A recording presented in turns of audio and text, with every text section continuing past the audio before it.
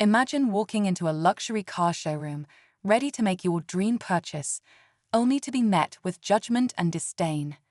That's exactly what happens when a well-dressed, confident black CEO enters the scene.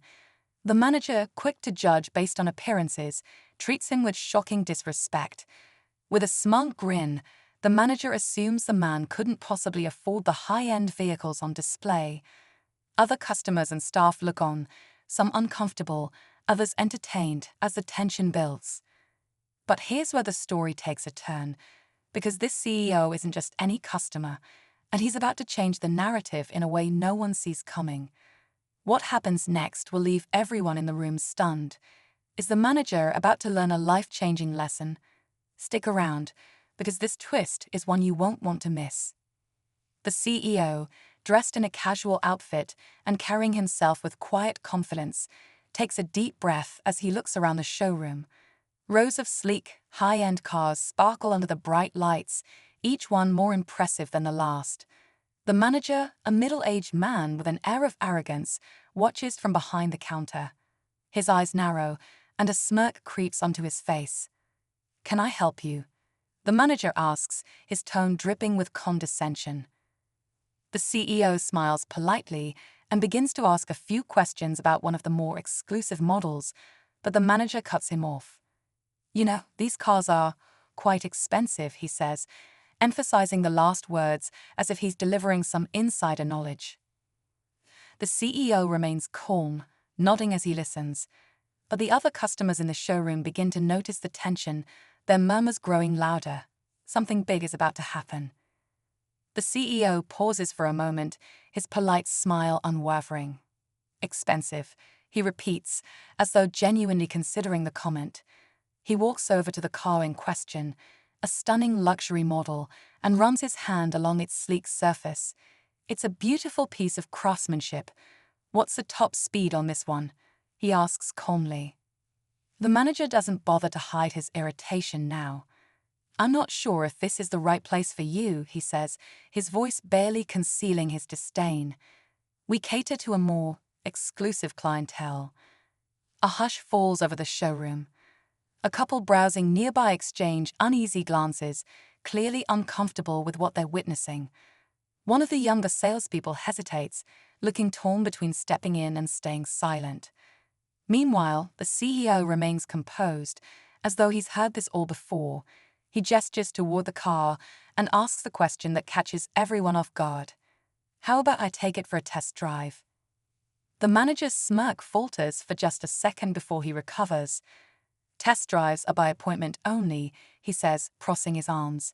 "And, well, we usually require proof of financial capability before handing over the keys." The CEO raises an eyebrow, but doesn't lose his cool. "Financial capability," he echoes. His voice remains steady, but there's an edge to it now, a quiet strength that makes everyone in the room stop and listen. "I see. Is that policy written somewhere? Or is this one of those unwritten rules?" The manager's face flushes slightly, but he presses on. "It's just how we do things here. These cars aren't exactly for browsing." The younger salesperson takes a hesitant step forward, nervously glancing at the manager. Actually, they start, but the manager silences them with a sharp look. The CEO finally turns fully to the manager, his gaze steady. "All right," he says, pulling out his phone. "Let me make this easy for you. How about I buy it outright?" The manager blinks, momentarily thrown off by the CEO's confident declaration. "Buy it outright," he repeats, his tone dripping with skepticism. A few customers nearby exchange whispers, their curiosity piqued. The younger salesperson looks even more uneasy, their eyes darting between the CEO and the manager. "Yes," the CEO says, his voice calm but firm. He begins tapping on his phone, the sound of his fingers on the screen echoing in the suddenly quiet showroom. "Should I wire the funds directly to your dealership account, or would you prefer a certified check?" The manager laughs nervously, clearly unsure if this is a bluff. "Well, sir," he starts, trying to regain control, "a purchase like this usually requires some paperwork and verification." Before he can finish, The CEO holds up his phone, showing the screen. Funds transferred, he announces. I assume you'll still need my ID for the title transfer. The tension in the room is palpable, but before the manager can respond, the dealership's general manager, a woman in a sharp suit, steps out from an office. She's been quietly observing the exchange, and now she's walking toward the scene with purpose. Is there a problem here? She asks, her gaze shifting from the manager to the CEO, her expression unreadable. The CEO steps forward, holding his ground. I've already wired the payment, he says firmly. I'd like to finalize the paperwork and drive the car home today. Unless, of course, there's an issue. The general manager raises an eyebrow and looks at the younger salesperson, who hesitates before speaking up. Actually, he's telling the truth, they say. I saw the transfer notification come through just now. The manager's face turns pale. I wasn't aware, he mutters. The general manager gives him a cold, hard look before turning to the CEO. Thank you for your business, she says smoothly. We'll get everything sorted immediately. As the team scrambles to prepare the paperwork, the CEO casually adds, by the way, I own a chain of dealerships across the country. I was considering acquiring this one, until today. The general manager freezes, her professional demeanor slipping just slightly. The CEO smiles. You might want to rethink who you have representing your brand, he says, glancing at the stunned manager one last time before walking toward his new car. The crowd watches in silence, stunned by the revelation. Just as the engine roars to life, the CEO rolls down the window and adds, I'll be in touch soon, about a new management team.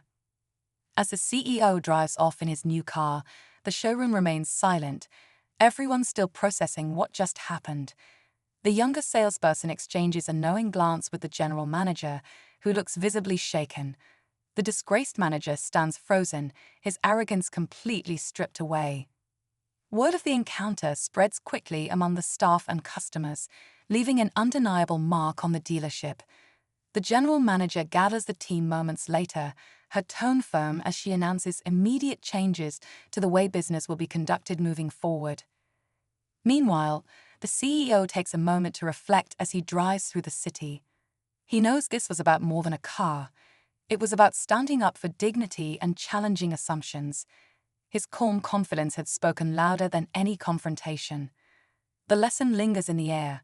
Respect and humility are non-negotiable, no matter who walks through the door.